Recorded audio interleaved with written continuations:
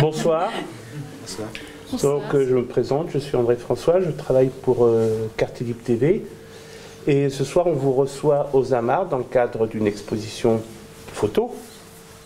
Jacques, je vais commencer par toi tout de suite parce que ça va mettre les choses, ça va les placer. On est donc dans le cadre du festival Pluie d'Images, qui a démarré maintenant il y a 15 jours, je crois à peu près. Oui, le 19 janvier. Voilà. Est-ce que tu peux nous dire pourquoi tu as accepté de venir travailler avec tous ces gens?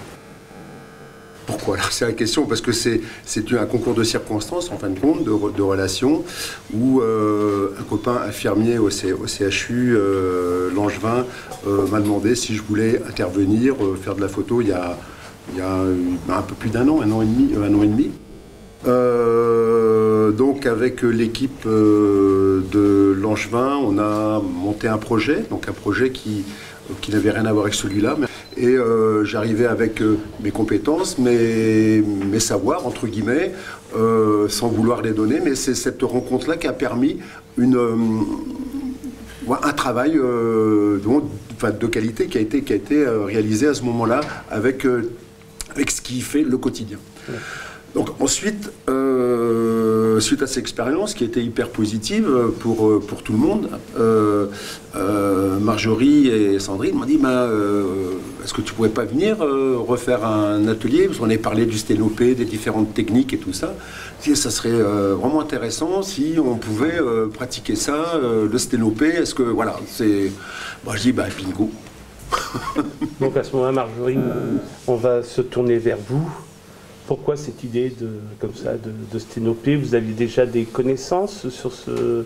Vaguement entendu parler de la boîte, comment l'arrivée de la photographie, la naissance de la photo.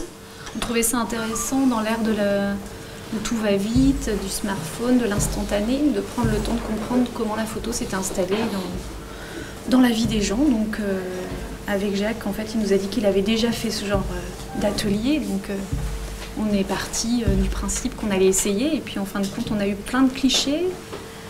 Puis après, il nous a même laissé en autonomie, c'est-à-dire qu'on a pu se débrouiller tout seul à continuer.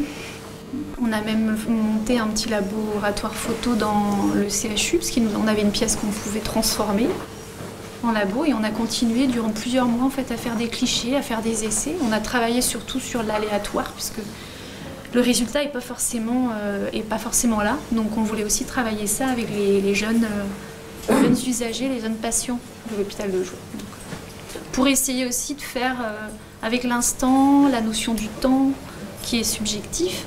C'était intéressant de s'arrêter, de comprendre comment ça s'était passé avant, et ensuite on est reparti dans les temps modernes, dans l'époque contemporaine, parce qu'on a utilisé des logiciels photo pour pouvoir les agrandir et les mettre en format avant de les imprimer. Qu'est-ce que vous voyez dans certains clichés que vous avez faits? Qu'est-ce qui vous a traversé l'esprit en voyant ça, ce travail? Ça a été difficile comme travail? Ça a été dur à apprendre à faire de la photo? Dur, non, mais en fait, on ne réalise pas que c'était assez compliqué à mettre en place. Il fallait d'ailleurs créer l'appareil photo en lui-même, transformer une simple boîte en appareil photo. Et après, c'était un peu, comme on a dit tout à l'heure, c'était un peu aléatoire, quoi. On pense prendre un magnifique paysage, et puis finalement, quand on se retrouve avec le papier photo dans la boîte, il n'y a rien, quoi. Tout est noir. Et ça provoque quel effet qu'il n'y ait rien dans la boîte? On est déçu quand même. Ah, et justement, mais on arrive à quelque chose à la fin. Ça dépend en fait, il y a certaines, je sais pas les termes techniques, mais c'est pas grave, si il y a certaines photos où il n'y a vraiment rien dessus, quoi. On peut même les travailler avec l'ordinateur, et il n'y aura pas grand chose, quoi. Ouais. On pourra peut-être voir une petite silhouette comme ça, mais rien de spectaculaire, quoi. D'accord. Parce que c'est spectaculaire que vous cherchiez au départ? Moi quand je prenais les photos, je voulais que ce soit bien visible, bien... Et puis au final, des fois, on se retrouve juste avec une petite lumière, une forme. C'est spécial quand même, quoi. Ouais. Moi, c'est l'idée que ça me procure. J'ai l'impression de rentrer dans un autre monde.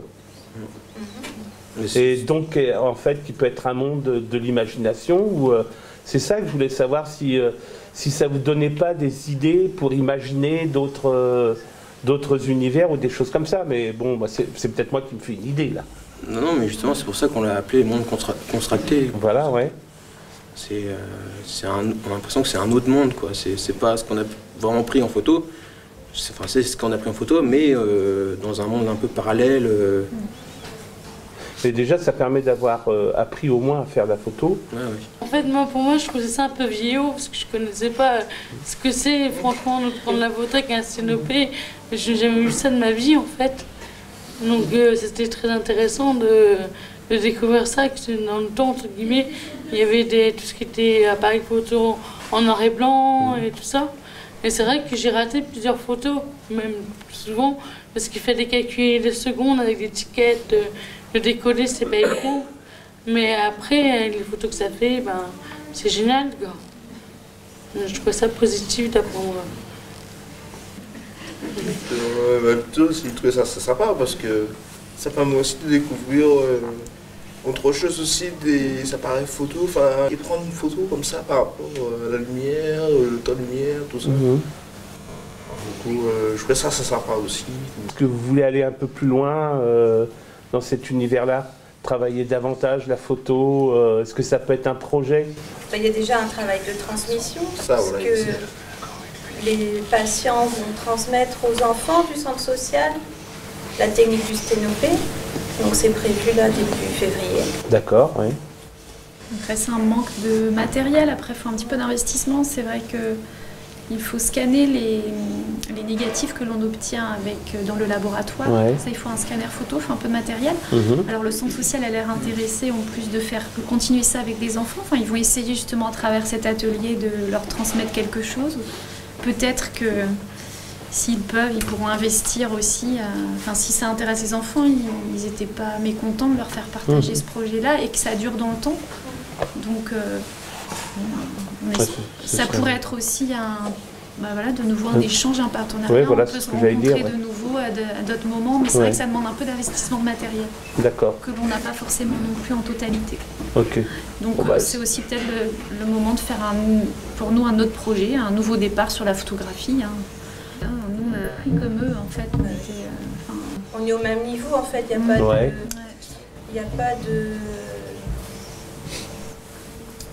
de hiérarchie, savoir, pas savoir. On est au même niveau qu'eux et on découvre en même temps qu'eux. Nous, on y tient beaucoup à ces outils-là, en fait, d'atelier, parce que ça apporte vraiment un échange. Ça apporte tellement de choses qu'on aurait du mal à en parler comme ça, mais c'est la détente, la découverte, la confiance, travailler sur le raté, l'échec, la déception, Ouais.